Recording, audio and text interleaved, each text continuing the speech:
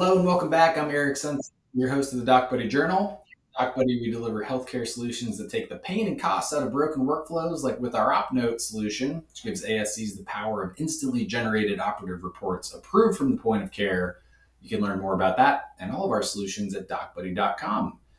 And today we've got a very special guest who's not only a guest, but also a partner of DocBuddy. We'll get to that in a minute, but we're joined by Kyle Swarts. Kyle is the president of aiHealth, where he oversees operations, client success, business development, marketing, and strategic partnerships. Part of the reason we're together today. He's got more than 15 years of experience serving in a variety of leadership roles within healthcare consulting, revenue cycle management, value-based care, and information technology companies. Kyle, thanks for joining us today. Thanks for having me. Excited to be here. It is our pleasure. Before we dive into our show, what else should listeners know about you? What didn't I cover in your intro? Well, I think most importantly, I'm a dad of two Swiftie fans. So by default, I'm a Swiftie dad. I'm the father of a 2-year-old crazy German short hair pointer, and I live just outside of Charlotte, North Carolina. So if that's not enough to kind of rattle your brain, I don't know what else is, but there's a lot of energy and passion packed into into that scenario. So, but thanks again for having us today. We appreciate it. Oh, you bet. And because you invoked Taylor Swift, I'm the father of two little girls as well. Do you have a favorite song? Bad Blood. It's a very expensive habit for my girls. In fact, we went to Lisbon this year to see Taylor Swift in Lisbon. And it was an amazing experience, lots of memories, not a cheap endeavor, but certainly a memorable one that we'll carry with us for the rest of our lives. But other than that, I can probably sing a few, but I don't know the names. There's too many albums. I know she's dating Travis Kelce. That's about it. But other than that, I just support their habit. Oh, how cool. I didn't know that you got to do that trip. I kind of default to the Office Space answer when Michael Bolton is asked about his favorite Michael Bolton song. And it's just, they're all just so good. I couldn't pick one. But to bring us back to our core of the show here today, we referenced it very early on in the read-in that DocBuddy and aiHealth are officially partnered. You can see all about that announcement on our site, docbuddy.com/blog. I know on the DocBuddy side, we're really excited about this partnership and all the value that DocBuddy and aiHealth can bring together, both for facilities as well as the clinics that feed those facilities procedures. So on our side, and I'll get out of your way here in a second, Kyle, on our side, obviously, the power of instantly generated and approved operative reports with images is replacing this antiquated workflow that hasn't changed in 100 years, that is transcription, bringing everybody into the digital age that is a part of that operative report supply chain. And then aiHealth is doing the same thing when it comes to coding. Yeah, I mean, we're equally as excited. I mean, we started aiHealth a little over 2 years ago, with the goal to help organizations reimagine broken and outdated workflows, help kind of challenge the status quo, and bring real AI and machine learning capabilities to the market. And the lineup between aiHealth's customer base as well as DocBuddy's customer base and the market demands of being able to take an operative report or an office visit note and create a medical code that's autonomously generated leveraging AI and sending that direct to bill is extremely powerful. There's not a conversation I have at the executive level on a daily or weekly basis where that vision is a reality. It's not a pipe dream, and we're trying to figure out how we get there. So this partnership, really shows the innovative nature of taking two really strong organizations and bringing their technologies together to solve a market need. And so, we're excited to get this off the ground, and we're positive that the clients will enjoy it. But again, I think part of what we're learning about AI in general is there's this academic curiosity, but it's now starting to move into practical implementation. And so, trying to get organizations to break down those barriers and silos and kind of old thought processes is a challenge, but I do, anticipate that this collaboration will continue to bear the fruit to be able to improve provider satisfaction and documentation timing, but also allowing providers and clinicians to be doctors, not medical coders. And that's where we come into play. Yeah, and it's one more point on the topic here. Where believe it or not, we're not recording an infomercial. We're not going to flash a 1-800 number. And but wait, there's more. But there is an important point to be made here for our friends at the facility that you have never had to do more with less. You're unable to hire. You're unable to retain staff, and that's just industry wide. There's a huge staffing crunch. So being able to remove some of the manual processes from your workflow, whether that's in the direct operative report supply chain or the coding thereafter, we would love to talk to you. We'll have links in the show notes that you can get in touch with either or both of us. And then what you just said about AI, as a general rule, as long as I don't have a guest working at an AI company, I'll ask them, what are your thoughts about AI in healthcare? And leave it really open-ended. And I get a lot of answers from watch out, Skynet from Terminator is headed down the pike to I don't really know. It can mean so much to so many people. And that's true. There's a broad range of applications for AI in Right. healthcare. Right. And I mean, listen, the AI market, it's dominating the headlines, the adoption. If you're not opening up his talk or some type of news article, it could be non-healthcare. AI is all over the place. It is the new blockchain. It's the new shiny object. And I think, organizations, specifically in the healthcare space that we mutually serve, it's a multi-billion-dollar vendor landscape solving a multitude of problems and challenges that a CEO or a health system executive or a provider group executive is saying, where do I start? And there's a lot of paralysis. We've got a front end issue with prior auth. We've got a coding shortage issue. We've got a physician burnout challenge, and the list goes on and on. And so, part of that, we're seeing across the board is leaders saying, where do we start? And what are some of the areas that we should focus in? And I immediately go back to the data and the research and ask, um, you know, organizations like Medscape that creates an AI report, and they're basically saying, listen, medical practices are using it in the areas of administrative tasks, scheduling, and so again, that's great, but where do you start? If you have a set number of resources or limited resources to deploy, where do you go? And so it's been an interesting conversation where it's an ongoing challenge, and I can only imagine today being in the executive role inside of a physician organization or a hospital or a surgery center, trying to figure out how do we do more with less, and with reimbursement challenges and staffing shortages, you've got to get really creative. But the reality is AI is here. It's here to stay, and it's going to have to be adopted within your practice, or some of those organizations are going to be left in the dust. And now I will caveat that it's a big market. There's a lot of organizations that do a lot of things. I think it's very important to go through the appropriate due diligence process to understand some of the differences between large language models and generative AI and Chat GPT and BERT and all of these really exciting letters and names and algorithms to really discern whether or not it's something that is really AI or just a rules based capability with an AI flag on it. But again, the market's shifting, and overall, we're seeing a lot of organizations be really excited about it. In fact, just recently, I presented to the American Academy of Professional Coders, their Minnesota chapter.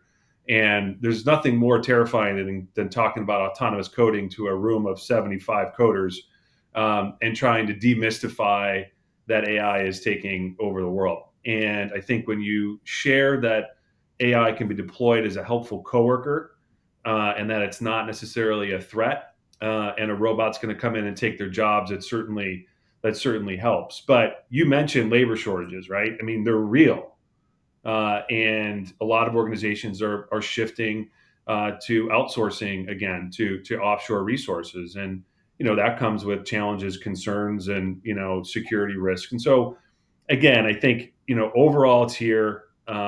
It's here to stay, and organizations just need to be prepared.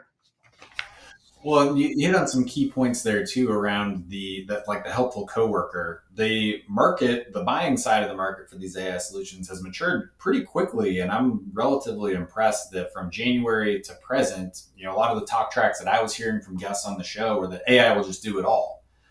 Maybe someday, but there's still a level of intervention needed from a legitimate human with expertise to say this output isn't correct, and either go in and address the root cause or fix that output so that it is correct. This is not an outright replacement yet. Maybe with quantum computing and big enough data sets, and 10 years down the line, you could have something that you push a button and it's perfect. But then again, I don't think that the lawyers at any level would be okay without any human oversight of these systems. Correct. Yeah. I mean, I think the reality is that there needs to be this demystification of the use of AI in healthcare. There's a lot of confusion around what it is and where it can help. But once you get past that point, the question you need to ask yourself is the organization actually ready to embrace and deploy AI?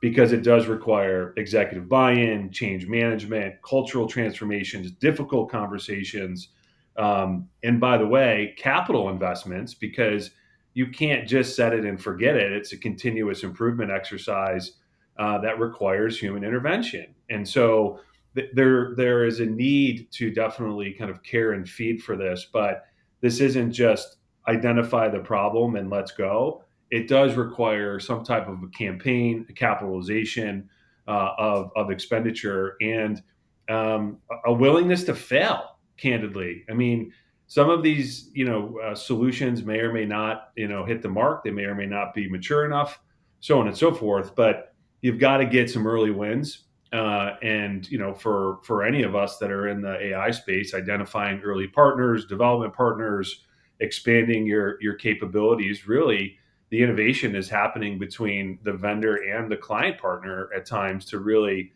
put it to use and challenge what we're doing, and we challenge back and forth, which is great. But I would be short sighted to not discuss the fact that policy and ethics, and the reality about regulatory scrutiny, whether it's in administrative AI functions or clinical AI functions or billing and coding functions. I mean, there's a lot of regulatory bodies that are around this. And it'll be interesting to see what happens coming out of this election year. But regardless, CMS, HHS, Food and Drug, ONC, I mean, they're all looking at this, and wanting to make sure that for all the right reasons, that we're using AI to the highest and upward regard and standard, and consistency across the board. Well, that's a really good way to lay out the ways to sort of ID your strategies and prepare and engage the organization for certain AI softwares and certain AI tools. And I think a lot of the buzz too, as you mentioned, rules-based procedures or rules-based workflows. There's not always a clear-cut case that AI can do something better, and we're seeing that in healthcare. There's so many sort of fly-by-nights and flash in the pan type vendors touting AI. Maybe your particular workflow doesn't require AI, but where it does, the excitement is because AI is so much more powerful than something that's rules based or requires twice the human input that an AI model or that an AI software can deliver. I mean, am I looking at it the right way? Yeah, again, it really depends. I mean, what is the problem you're trying to solve, and evaluate the market. I mean, when I talk to organizations, again, I do a lot of speaking and on this, and whether it's HFMA or AAOE or other kind of leadership, healthcare leadership discussions. What are the key successes for adoption of AI? Right. One, you got to keep an open mind. If you think that robots are taking over the world, I would challenge challenge you on that. Candidly, it does seem like there's these foreign aliens coming in and taking over the world, but that's not necessarily the case. There is a lack of true understanding and knowledge around the what's AI, what's machine learning, what's robotic process automation, what are these LLMs, what is generative AI, what is predictive AI, what's rules based, what's computer assisted, what's a level of service calculator. So you got to do your research, whether you do it internally or you work with a consulting firm that can lean into that. But if you don't necessarily know what you're trying to solve for and you don't have executive buy-in, you're going to be on this 6 to 12 months, treadmill of despair and frustration trying to solve a problem, and you just don't get out of your own way. And so you got to vet your partners. You got to be ready for continuous improvement. And a lot of organizations think if you deploy AI, it's going to solve all of your problems. You've got to think big and start small, and then slowly but surely start to, either increase the pace in which you deploy, increase the pace at which you deploy, and then start something new because you've proven an ROI and a track record. There's a lot of different ways to look at it, but I think there's a lot of indicators that a CEO will come to me, CFO, COO, rev cycle leader, and say like, okay, we know where we want to start, but how do we have and document success indicators? The board is asking for us to document this after they've given us, this capital injection to be able to go solve this problem. How do I show them? And what are the metrics and indicators that we need to drive by? And it's value delivered, it's ROI, it's is it easily integrated inside the workflow? What were the performance metrics before? What are they now? Are they actually tangible metrics? um, is the change management component well received? I mean, you could put tech in anywhere, but if you don't have adoption, you're in trouble, right? I mean, let's call it out. If you were to go to an end user, whether it's a clinician or administrative resource, would they say, if you ask them, without the executive team around, that it reduced some of their work, and that they're getting some joy out of it, right? Whether they were challenged with the deployment 6 months ago, are they actually seeing the effective use? Are they improving their efficiency? Are the docs getting home earlier? Like all of those things, and then if you have gone through those, first 5 or 6 indicators, then are you willing to optimize and continue your ongoing processes? Because again, it's not just set it and forget it, and there may be some things that you learned and you can tweak along the way. So, that's typically the top, 5 or 6 lists that I give to executives to say, hey, listen, this is where you can start. I don't have the magic bullet. There's a lot of genies left in the bottle here, but I do want to make sure that you have some type of metric that actually other organizations have used and tracked before, who are some of the trendsetters and innovators in the space. So, again, I think it often is received well, doesn't fall on deaf ears, and now you're starting again to see the executives engaged in where the practical implementation of AI can be deployed. Well, and everything you just said, those 5 or 6 markers that you lay out and say, here's where to start, and here's how you know how it's going. I think what's exciting in the space is that people are no longer just outright willing to do what they've always done and get what they've always gotten. Something has to give. And in this post COVID landscape around staffing, around reimbursement, about all the headwinds that are facing healthcare, and especially the ASC, sort of the shining star of healthcare in the US, where you have that alignment between the payer, the provider, and the patient that our listeners will know so much about, that folks are willing to embrace something completely new, I think is a really good sign of the times. I can go back to the early days of meaningful use, where it's more software, expensive client server deployment software, and it's going to be just a bunch more human inputs into this machine, and then you get exactly out of it what you put in. And that's not necessarily the case with AI. You end up getting more out of it than you put in, hopefully. What's interesting too is, I mean, we're talking, largely the areas of focus where AI is deployed is inside of, you know, 10 or 15 different functions, right? For example, and you also have to take a look at 2 other key pieces of the puzzle. One is the clinician, right? The provider who is taking care of the patient. What is their attitude towards AI? What was it and where is it today? And you're actually seeing, there's data that shows that you're seeing them be more in tune and receptive to the use of AI. Most of them are somewhat concerned, and some of them are saying we're absolutely apprehensive. And I don't know what exactly those use cases are. Is it diagnosing a really complex acute illness? Okay, I would also be super concerned, right? But is it where it's been deployed today and having a kind of a helpful coworker or watchful eye for radiology, right? And some of these other, clinical areas, which is where, some of the early clinical AI was deployed. And so you've got to worry about the physicians. Is AI deriving at a diagnosis, and I have to sign off on that? What is the practicality, the clinical relevance, the compliance component related to that?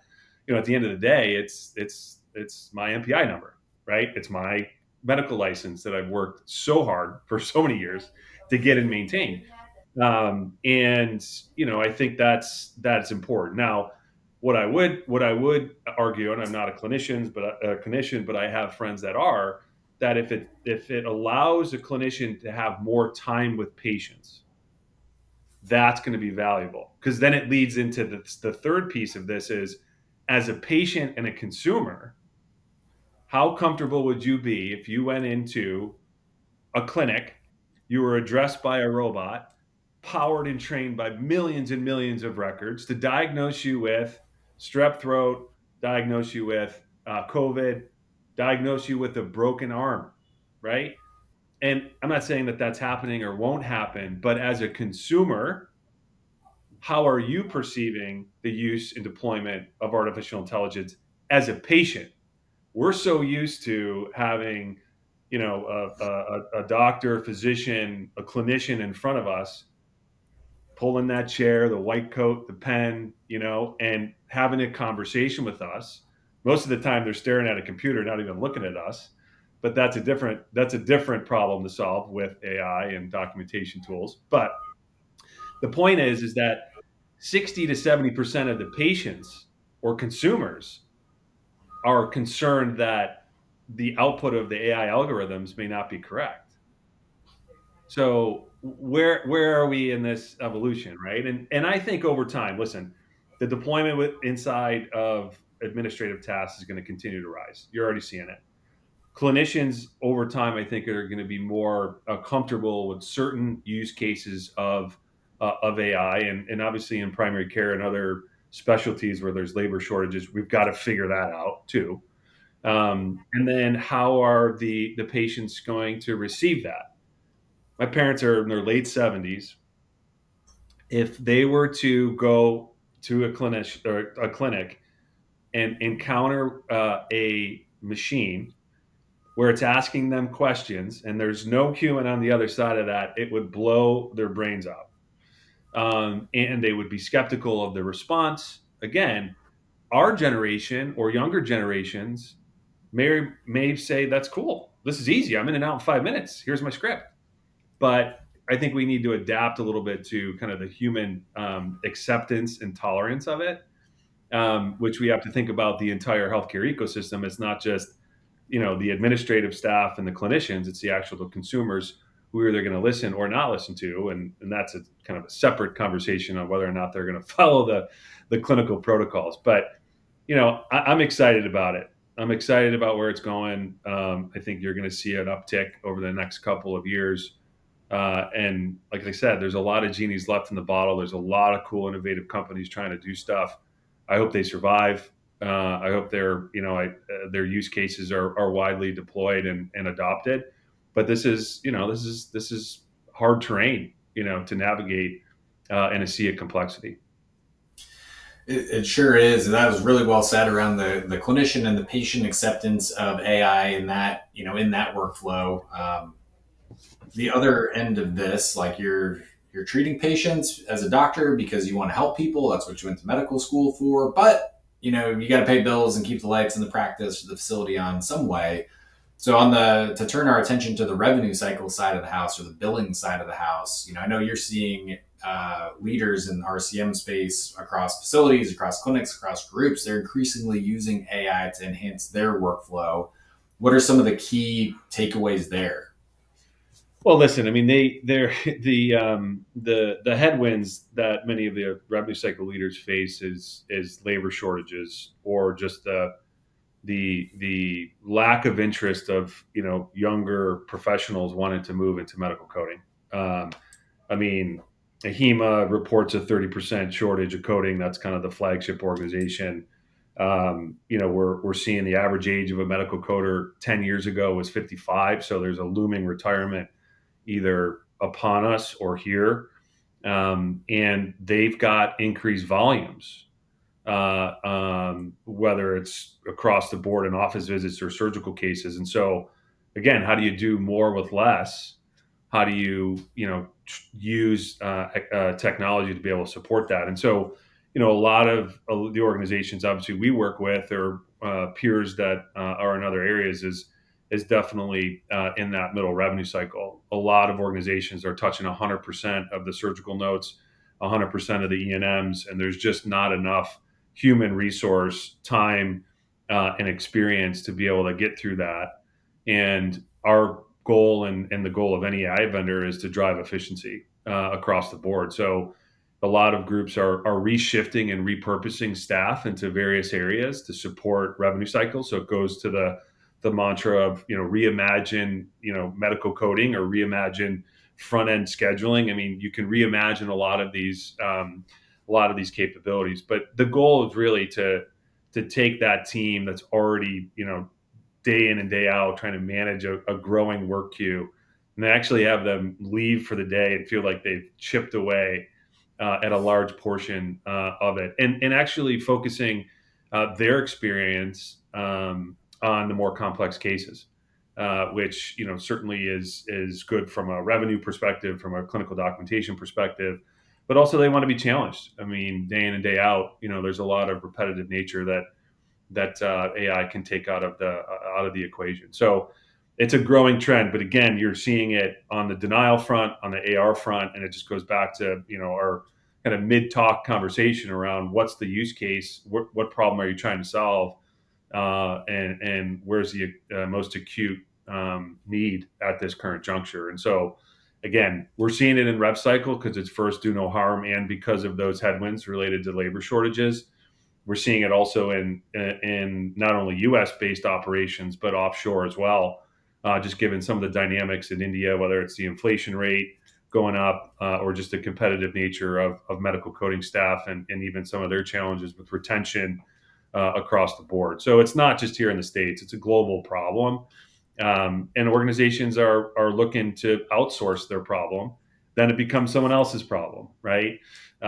So that has been kind of an interesting piece. And every organization I speak to is deploying AI across the enterprise because of these exact reasons. It is not a nice to have; it's a got to have, and it's a requirement for their business to maintain its competitive edge or to maintain kind of competitive pricing, or to just try to level up, antiquated tech that they've been working on for a number of years.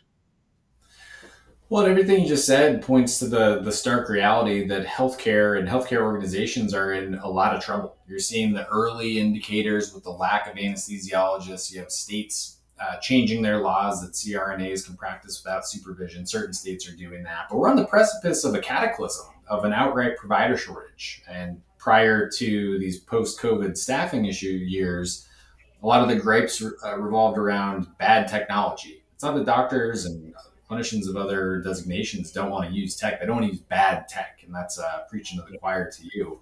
But it's driving providers and nurses, for that matter, out of the industry, out of the profession. And you see the issues with staffing, same, but different, that there's a lot of burnout in that part of a practice or facility as well. So this is a long walk for a short drink of water.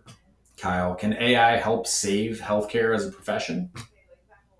Oh, for sure. I mean, but again, it's not going to take the um, the precision, the experience, the human element away. Um, you know, Specialists are going to be needed across the board. Clearly, primary care is we're at a shortage nationally with that, and we've got to think about how we think through those items. But it's definitely going to help, and it's definitely going to close the gap. But for my kind of humble opinion, is I still want to see a doc. I still want to engage at times with human interaction, whether it's for a complex case that I have, whether it's a follow up visit for a broken bone. There's still some level of me that maybe yearns or needs uh, needs some human interaction, maybe because it's all this remote work that we have. But regardless, there has to be a delicate balance between the two, and I think we're starting to see the upward tick of acceptance and adoption moving us in the right direction, so that we can have providers focus on what they're trained to do, what they want to do, and what we need them to do, which is to treat and take care of patients for whatever special and across whatever place of service: hospital, acute, surgery center, office, lab path, urgent care. It doesn't matter. We've got to be able to allow them to do more in the short period of time that they have. And to be clear, I'm certainly not calling for the great human providers to be replaced by the machine. I don't know about you, but before a round of golf, I'm guilty of getting an egg McMuffin value meal. And if you're at a McDonald's early enough, you have to order off of the touch screen without any human help, and that's frustrating. I don't think society's ready for medical diagnoses to come off of the Jetsons robot. Yeah. We have, again, a lot of genies left in the bottle, a lot more ground to lay here, but again, excited about the deployment and the adoption of AI across a variety of use cases. And I think you're starting to see, investments made in those areas.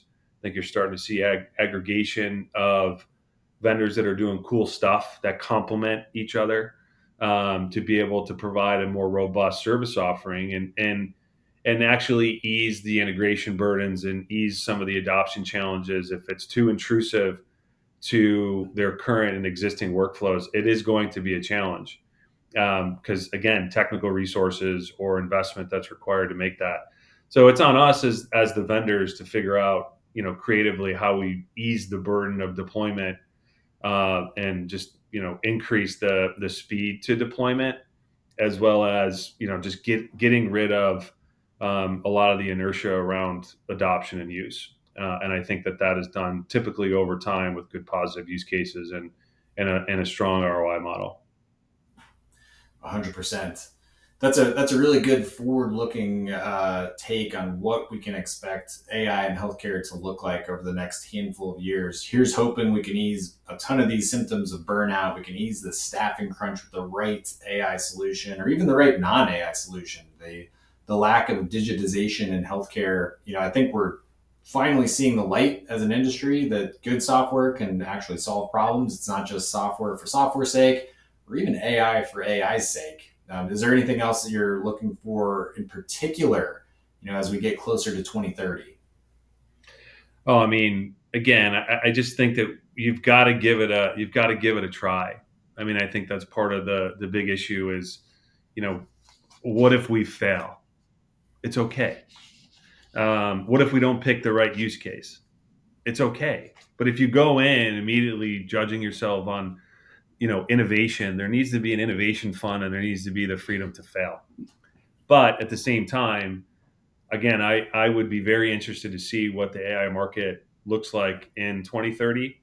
Um, I am bullish on it, not just because, I run AI health, but at the same time, for my colleagues that are out in the operations of healthcare on a daily basis, that are on the front lines of healthcare, dealing with the shortages, the margin decreases, the reimbursement challenges. We've got to figure this out if we're going to sustain this kind of level and pace of growth in healthcare, which it's not going to stop. We've got to be able to figure out how to leverage certain pieces of technology to do that. And I'm confident that we'll be able to do it. Listen, it's the United States. We've got to figure this out. We should be able to take all of these really smart individuals from across the country and collaborate and figure out how to do this. We just need to be able to find the right use cases and get them deployed in the market, and track them, right? And track and see how they do, and what are those metrics, and then hopefully they can take off. Love that, and would be curious for your take on AI Health's solution as well. When we get DocBuddy into the hands of a provider, obviously for our partnership, AI Health is fulfilling some of that revenue cycle and that coding aspect of things. So a little bit different consumer. But when somebody uses DocBuddy OpNote to do their operative report versus the old school send off a voice file, it comes back transcribed, you got to edit it, maybe it's approved.